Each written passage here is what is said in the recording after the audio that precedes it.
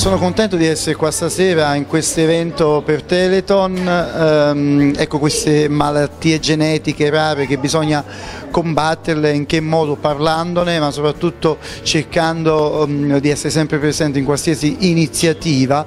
Personalmente già vengo da un evento, sono stato proprio oggi alla partita del cuore, dove ho organizzato col comune di Marianello e la scuola una partita in beneficenza proprio con Telethon. Sono vicino a questa iniziativa, a questa fondazione soprattutto. Ringrazio i fratelli Molaro che mi invitano sempre a questo evento e da parte mia c'è sempre disponibilità, quindi forza a Telethon e tutti insieme possiamo dare di più a Telethon.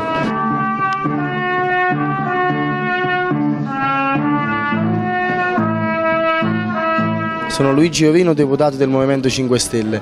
Questa sera siamo a Tufino perché è importante lanciare un messaggio: nessuno deve rimanere indietro. È importante organizzare queste iniziative volte alla donazione anche di piccoli fondi per chi purtroppo non ha queste possibilità.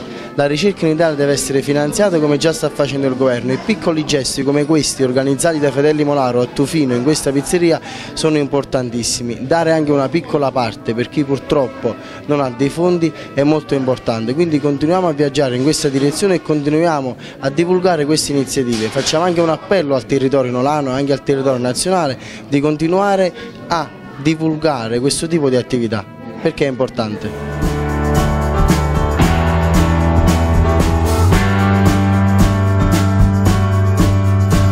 Buonasera a tutti, sono Luca D'Arbenzi, ho partecipato ad Amici nel 2015, sono anche io con Telethon e ringrazio Benny Molaro per avermi invitato e per aver organizzato questa serata qui a Tufino. L'invito è quello di impegnarci tutti insieme per avere più serate del genere e per stare tutti un pochettino più vicini e contribuire l'uno per l'altro.